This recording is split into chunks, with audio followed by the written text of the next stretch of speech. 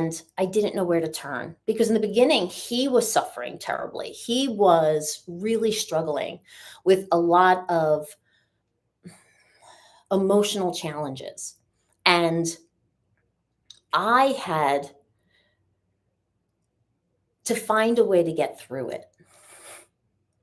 And the only way I was able to do that was through going inside. And actually, I used to, when I was married, I used to go to church every Sunday. I used to love going to Mass. I found it to be one of the most beautiful blessings in my life. And when I went through my divorce, I felt like God had forgotten about me, that I was being punished in some way. And what I realized was that was never the truth. That was never the truth. What was really going on was that relationship had to end, and it was part of a bigger plan. And that bigger plan included me getting to know who I am in my body, in my mind, in my spirit, and trust that I was being led to exactly where I'd always been meant to be. And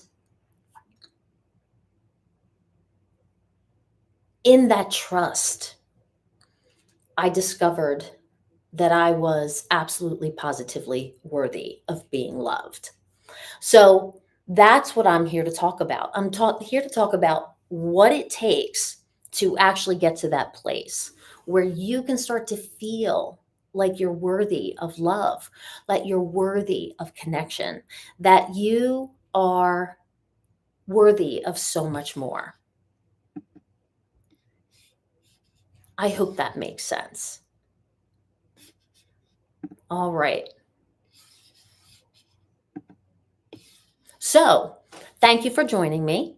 Hey Jen, if you have any questions, please pop them in the comment section. I just want to share a little bit about how journaling has so helped me in my life and why it was so important to me to share it. Because I've now been journaling for over 20 years. Really, for the last 10 or 11, I've been doing it consistently, almost on a daily basis, if not 4 or 5 times a week. And it has always given me a place of great comfort, a place of inner knowing. And how I like to say it is that when I would sit with my journal, I would really start to open my heart and ask for help. Because normally I was journaling on days when it was the most painful. I was asking for help on the days when it was absolutely the most painful, and I didn't know where to turn. And so I would pull out a notebook. I still have all these notebooks, by the way. I would pull out a notebook and I would date it in the upper right-hand corner. And then I would write a letter. And the letter would always begin, "Dear God." And then I would just pour my heart out on the page. And I would ask for help. I would share what I'm going through and I would ask for help. And as I was writing, pen and paper, the answers to what I was going through would start to come through. I would start to understand what the purpose was behind whatever I was going through. And the only way I can describe it is that the version of Jo Ellen that is way smarter than this version of Jo Ellen, this human, flawed, making mistakes, making bad choices version, was able to understand. And I don't want to use the word magic because magic's not the right word, but it was this inner knowingness and it was accompanied by great peace. And the more I journaled, the more I started to get answers. And then at a certain point, I really started to find a deep inner sense of peace. And that's why I started to do it so often. I would wake up, when I was now with my ex and living with him and his children. The only time of day I could get that was mine was early in the morning before everybody woke up. So I would wake up early and I would go down and I would sit in the study with my journal and a cup of coffee and I would just write. And I called it my God time. It was my time to connect with my highest source that I call God. It's not a religious God, it's just God. And to me, God is truly love. That is what God is to me. And what I was able to understand on the pages of the journal was that love is who I am, that I am worthy of love. And there's nothing I've done and there's nothing I haven't done to not be worthy of that love. And life is really hard. You know, we go through these challenges and we're supposed to forget our worthiness of love. And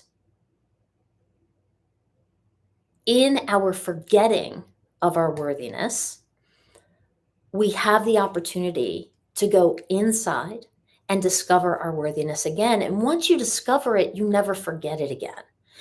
It's not as if you don't make mistakes, because believe me, I still make mistakes. I make mistakes all the time. But what I do get is this amazing sense of understanding and learning and growth with the mistakes. And I get that specifically by going inside and stop looking outside for the answers. So it's a very simple practice. And if you have the 21-day journaling to joy challenge workbook, every day has a prompt in it.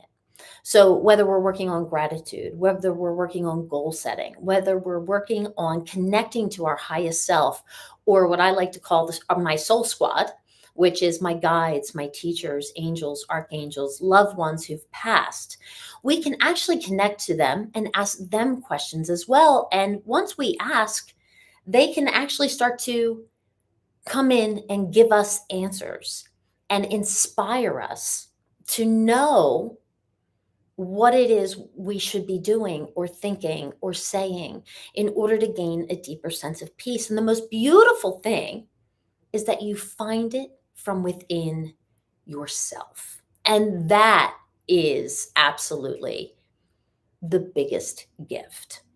And on the days when it has been,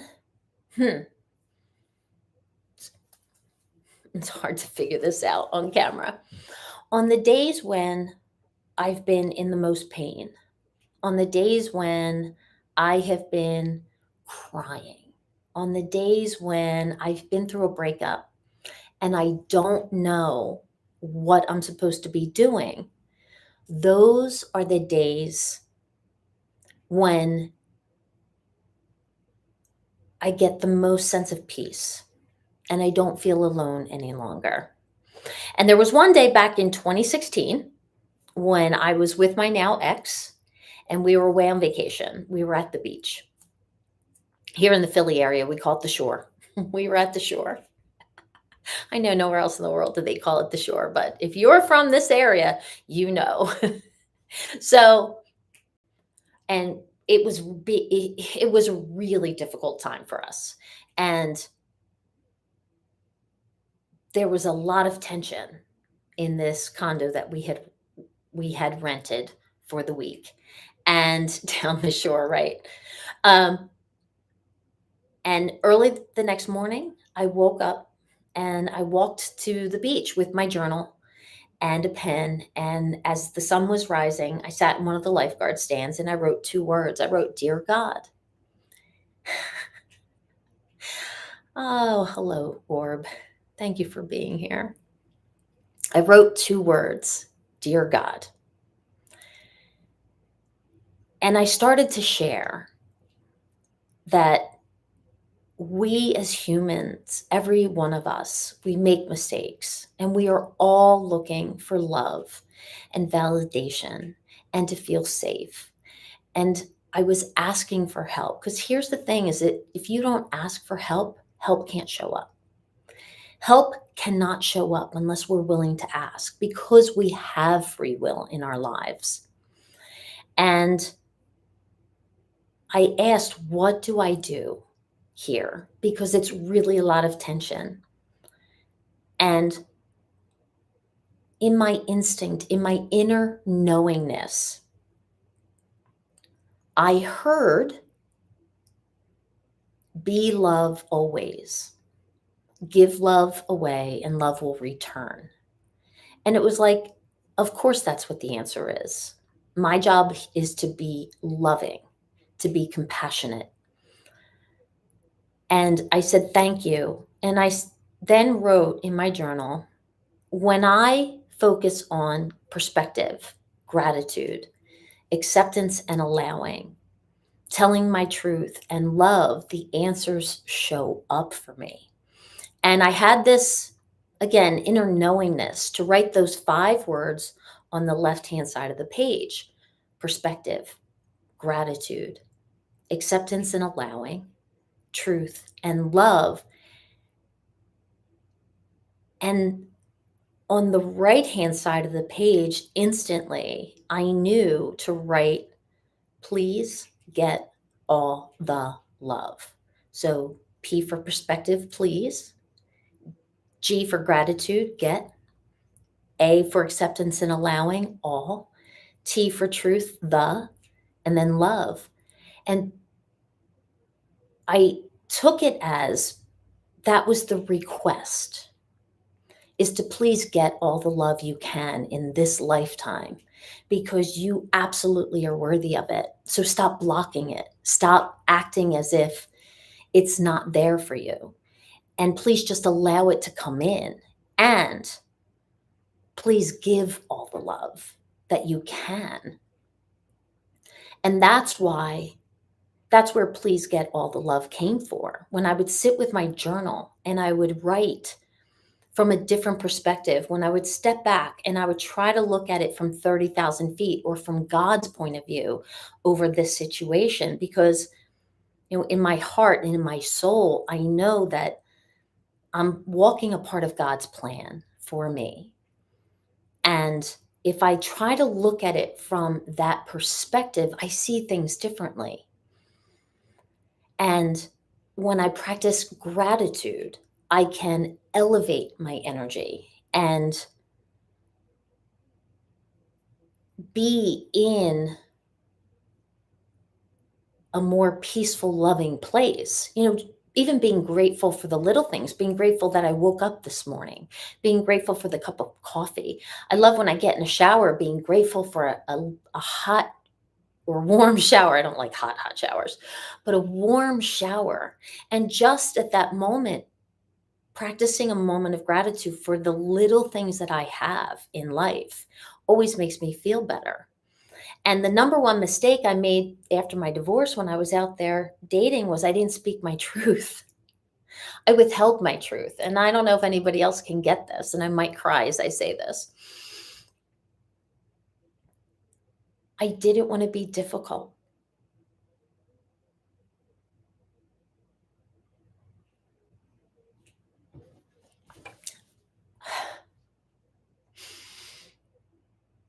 I wanted to be a good little girl,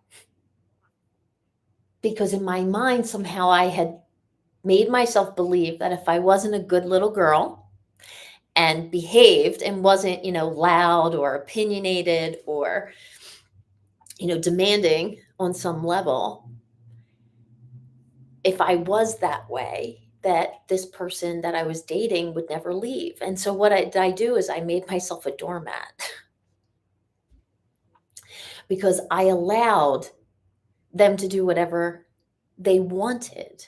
Meaning, if they say they're going to call tomorrow and they don't call for 3 or 4 days, and I feel hurt by that, when the phone rang or they gave a text, I didn't let them know that. I believed that I had to behave in some way that to say I was glad to hear from them.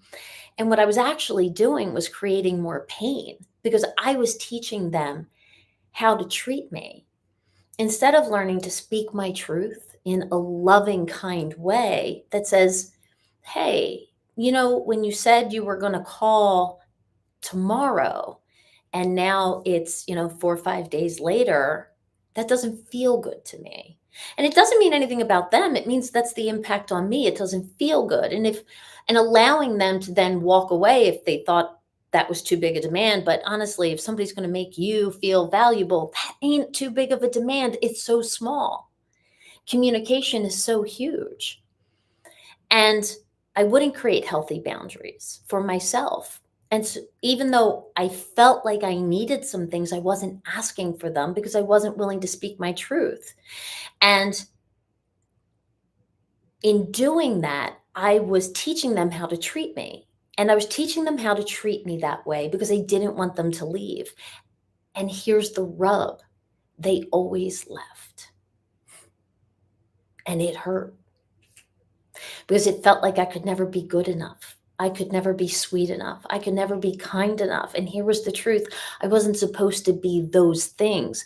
I was supposed to be authentically myself and to love myself exactly the way I am. And by speaking my truth with kindness, I was actually honoring myself. So the T in truth was the in the phrase, and then love is love because love is the foundation of everything. So on the page of my journal, and I remember the moment so well because it felt profound. It felt like I had just discovered something. As a matter of fact, I had these bracelets made shortly after that. Um, and they say, I don't know if I can get this close enough to the camera. You see that? Please get all the love. And the other side says, 3 seconds to happy. And I had these made, and I've been wearing these bracelets for the last 8 or 9 years, and I rarely take them off, to remind me that that is my purpose in life. And this is the gift that I've gotten out of journaling. And so I created the 21-day Journaling to Joy challenge because I know a lot of people sell journaling programs. And by the way, this is free, it's not for sale. And this is my walk through my connection to my highest power, which I call God. Again, it's not a religious God, it's just God. And to me, God is love. And it's a way of me connecting to my highest self, the version of me that is way smarter than this human version. And prior to doing this, I was really suffering. I was in a lot of pain. I was out there trying to date, trying to find someone to prove to me that I was worthy of love. And on the pages of my journal, I remember when this happened. It was in about 2010. And I'd been dating a man that, for history's sake, I always call him Jake. That's not his real name, but I call him Jake. And I really liked Jake. I liked Jake a lot. But Jake was one of those men who, I'll call you tomorrow, and then he doesn't call you for a few days. And I realized that I had been jumping and answering. So I was letting him know that that was okay. And then one day he did it, and I was sitting with my journal. It was on a weekend.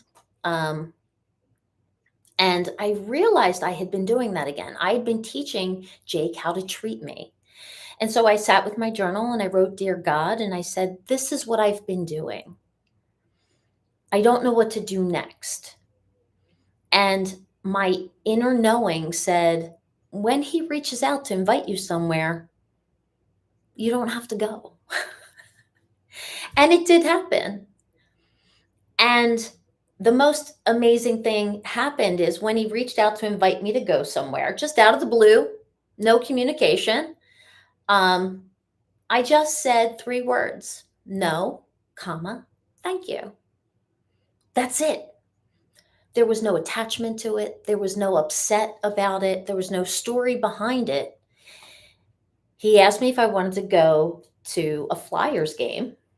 And I said, if that night, by the way, and I just said, no, thank you. I just had said quietly to myself, I'm going to honor myself. And it doesn't mean it didn't hurt because I wanted attention from him. I wanted him to like me, to want me, all of those things, but it wasn't working. And I was getting hurt. And later, I was journaling within a few days of that experience, and I started to ask questions of my highest self, and I'm like, why do I let myself be a doormat? You know, why am I allowing this in my life? And I kid you not, I had the realization that I never stopped loving my ex-husband. And I was deeply hurt that he had stopped loving me. And on in my journal, I asked for help and I asked for guidance on what to do. And I heard the most beautiful, when I say I heard, like I knew, it's this inner knowingness. As you're writing, an answer will just be there. And I write the answer out. And it was that I was allowed to love him no matter what, that I was allowed to love him even when he left. And I'd been so angry because I felt as if I had all this love to give him and he wasn't accepting it. And they said, they, meaning at the time, I'm just really believing I'm talking to my highest self and to God. And I started to understand that I was allowed to love him. And when I felt any way about it, any anger, any disappointment, any emptiness, to replace that feeling with love and say, that's what he wanted. He needed to walk away, and I don't know why. I don't know why. I'll never know why.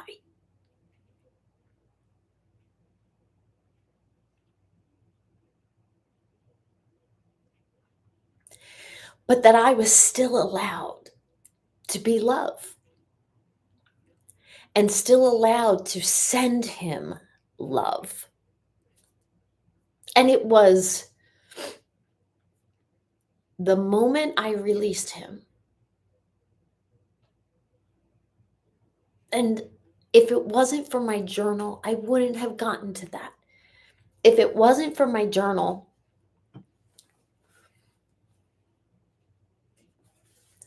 people can tell you things. Like I can tell you my experience, and you can be happy for me or judge me for it, whatever your response is. But the power is when you sit and you discover the answer for yourself, that is your authentic truth. No one can ever take that away from you. Because it never matters what anybody else thinks or says. It matters what you believe.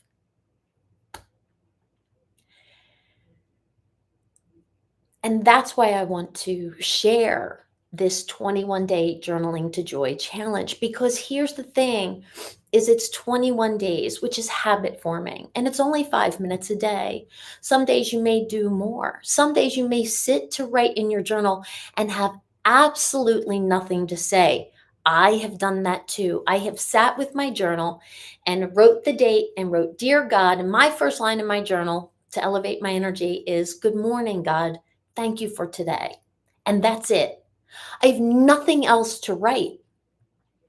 But for that moment, I've just elevated my energy, because if I have nothing to say that day, or I have ADHD. I mean, seriously, some days it's like a herd of hamsters is running on the 20 different wheels inside my head and I can't focus. And that may be all I have to say that day is, "Good morning, God. Thank you for today." And to hold that emotion for even a moment. Or I'm too busy and that's all I have time for. But to sit and actually write it out is the gift. And other days, especially like on a weekend, if I don't have to be anywhere, I can sit and write for 20 or 30 minutes because I have the time and the space, or I'm really going through something. So, what I learned from the author James Clear in his book about habits, the name of the book is escaping me right now, is that the secret to creating a new habit is not the intensity, it's the frequency. So, literally, just sitting down and picking up your notebook and holding your pen every day, not even writing anything, just sitting, picking up your notebook and picking up your pen every day is what creates the habit. And he gave the clear example in his book of a man who wanted to start a fitness program. And he tried and he tried and he tried. And it's not about the intensity, it's about the frequency. And so what he did was he committed to every day, I believe it was for 28 days. I could be incorrect in the amount of time, but for every day, I'm going to say for 28 days, he got in his car, he went to the gym. He put his hand on the handle of the gym door. He didn't open the door. He just went to the gym. He put his hand on the handle of the door. Every day, that was his commitment. And then he started to realize, I can go in. Because he started to take the first obstacle out of it, which was building the habit of just showing up. Because it's not the exercise, it's the showing up and being committed to your word to just do it. It wasn't the intensity. He never had to step through the door. He never had to open the door. He had to touch the handle of the door. And he started to create this habit where he was going to the gym. And he started working out regularly. It got him past his obstacle of, if I don't go to the gym, in the gym, and work out for half hour, an hour and a half, whatever his story was for him, he broke that story and he created a frequency habit. And that's what I'm trying to help you create with the 21-day Journaling to Joy challenge. It's the habit of sitting, picking up the notebook, picking up the pen, and considering that if you don't write anything, you've succeeded because you're creating a habit. And the workbook for the challenge tells my story about what it is. It tells a story of please get all the love. And it gives you prompts every day for 21 days. You can just read the prompts. If you don't want to open them and start writing, just creating that habit that for 21 days you sit and you acknowledge that that's the space you're in, you start to create the desire for more. And I also write in the workbook that if you sit down one day and you do want to journal and nothing comes to you, like it happens to me, that's totally fine. You sat down and you started. Success. And if you sit down to write and you don't like what I have suggested, don't use it. If you're struggling with something, just ask for help. And if you do that, go back to the 5 pillars from please get all the love. Ask for a different perspective. I mean, if I write 2 words, and this is not a religious God, that's the thing I want to drive home. The God that I speak to is not a religious God with any dogma. It's people can call it the universe, they can call it source energy, they can call it goddess. I call it God. And by the way, dog is God spelled backwards, and I love that because the 2 forms of unconditional love in our life are dogs and God. And I sit with this source of energy that I believe has unconditional love for me. And in that space of unconditional love, there is no judgment, there is no dogma, there is only acceptance, forgiveness, compassion, and love. And that when I sit with my journal and I write, Dear God, and I ask for help from a problem, the understanding that I have of God is that God already knows all of it. So I'm not going to shock God with anything that I'm feeling shame over or I'm feeling embarrassed by, because God already knows. And God still loves me even though I screw things up all the time. All the time. And when I ask for help, I'm asking to see from a safe, connected, loving perspective. Sometimes I practice the G for gratitude. And all I can do, and this is a mantra that I use as well, is thank you, God, thank you. Thank you, God, thank you. Thank you for what you're bringing me through. I don't know where you're taking me, but I will trust that it is for my highest good and the good of all, and just surrender. Maybe I'm going with the A for acceptance and allowing. What if we shift our perspective, especially around relationships, whether it's with a family member, with a child, with a relationship partner, and you are saying, God, please help me with acceptance and allowing. Help me to accept this human being exactly as they are and exactly as they are not, because this is who they are. And if I'm supposed to learn from this situation, they're being exactly who they are meant to be. My job is to allow them to be that. As Mel Robbins says, let them. And what do I do for me? I can accept them and I can allow them to be them. And then I need to take care of me. And that's how you get to T for truth. What is your truth? What do you need? What is in your highest good and the good of all and the harm of none? What is your truth? Is their action hurting you? Are you afraid because of past experiences? Do you need something? Are you not speaking your truth? And now, how can you say your truth so that you get to be heard and validated? And that the L for love is really about, how do I love myself through this? God, I've made a mistake. I did something. I caused an impact on another human being and I hurt them. How can I love myself through this process and forgive myself? What can I learn from this? Looking through the lens of love.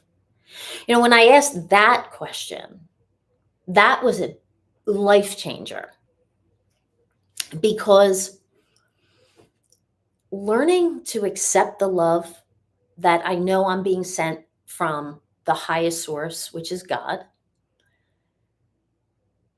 and letting it in, I had to start to see where my actions in life were not loving me. And I use the example of an eating disorder because I used this years ago with an eating disorder. And I had gone to therapy years ago, but once I started journaling in my divorce, and by the way, in the middle of my divorce, so I go through this traumatic divorce where I find out my now ex-husband has been lying to me, cheating on me, stealing thousands of dollars from me, put $6,000 down on a new car on my credit card because all the credit cards were mine. I had his name put on them. He had been in medical school. I was supporting our household. It was a mess. And then when I found all this out and I confronted him about it, he refused to talk to me about it. And I was being demanding. I don't even know all of this yet. All I know is that he's been telling our friends that we're getting a divorce, but he hadn't told me. And I found out because he walked up a friend walked up to me at an event and said, "I'm so sorry to hear about your divorce." And I said, "What divorce?" You know? Yeah. And that day, I went home and I confronted him, and he didn't want to talk about it. He wanted to leave, and I am doing what you would do, that your husband's been lying to you and you want an answer. And he went to leave, and I I was not happy he wanted to leave. And he got so frustrated with me. He's 6'5", 270 pounds. I'm not even 5'7", probably a buck and a half, 150 pounds at the time. And he threw me up against a wall and he put his hands around my throat and he choked me. And I just froze.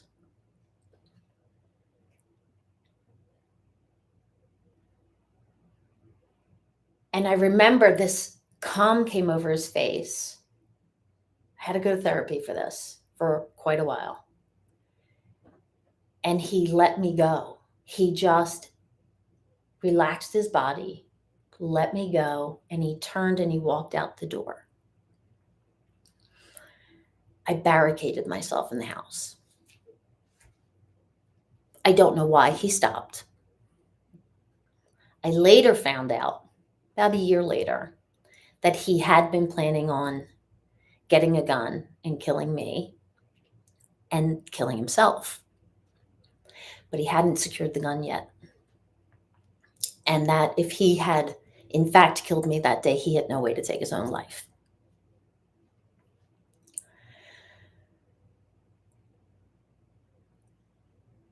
So I went through this. And within a year, my mom died. My dog died 2 weeks after that. My grandmother was diagnosed with breast cancer between the day my mom died and my dog dying. And I was living in hell. I was living in absolute hell. And the way I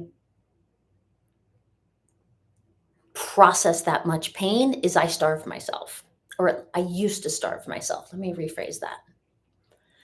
I used to stop eating because the pain of the hunger is preferable to the emotional pain. And when you're in that much discomfort on a physical level, your body actually starts to produce endorphins and serotonins to make you feel better. And when I finally got into therapy, I said to the therapist, I was like, I'm not eating. My mom died and I can't cry and I feel good. And she looked me straight in the face and she goes, "Oh dear, you're manic. It's good you're here." I was like, okay, at least I know I'm in the right spot.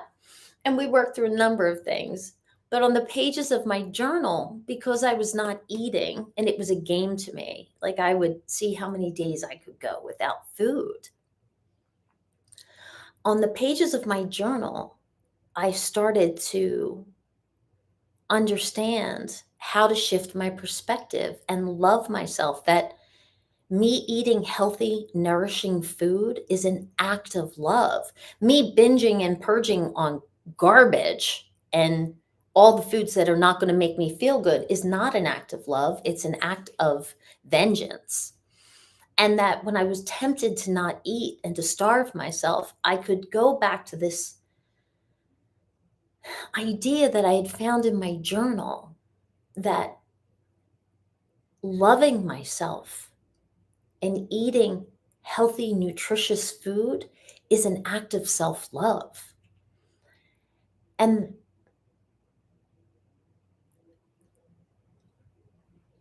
it's such a beautiful gift that I was able to give myself. And there's so much more. I mean, I've been journaling for 20 years. And so That's what I wanted to share about today. I really wanted to talk about the experience and the beautiful breakthroughs I've had journaling. And it's not every single day you're going to have a breakthrough. And yet the breakthroughs come. And once you discover these little gems that are hidden within yourself, because you are getting the answers from yourself, I'm not telling you what to do. You're discovering them for you. You're answering your questions. You're communicating with the highest source of yourself and with God and source energy, and all they want for you is love. There's so much more power than me ever telling you anything. And I was really afraid to share this. I was petrified of sharing this. And I just have hit a point where I was ready to put it out there and see what happens. Because if one other human being discovers their own worthiness of love, then it was worth putting it out there. Because everything shifts after that moment. And so, if you have any questions, thanks for being here, by the way. You are welcome to put them in the chat. If you haven't gotten the journal, you can go to any of my posts on Instagram, any reel, any post, and just write the word journal in, and you'll get the information sent to you directly through your DM so you can download it. And keep following me. I mean, you can join this at any point. If you don't have time to do it now and you want to start it a year from now, all of this information is still going to be here. So if you have any questions, you are more than welcome to reach out to me. And I am happy to answer them for you. And I hope that you enjoyed this. Now, this is my first time going live about this. There was some technical difficulty at the beginning, but thank you for hanging in there. Thank you for those of you who got on here live and watched it. I saw a few people coming in and out. I really appreciate it. I will let you know when I'm going to go live again and answer your questions. So if you have them and you're on my email list, if you have a question, send me an email. If you are on Instagram, you can send me a question that way. You can drop a question in the comment bar below. And if you're watching this, please follow this page because this is where I'm going to do my longer form content. So just remember, please get all the love today and every day. You truly do deserve it.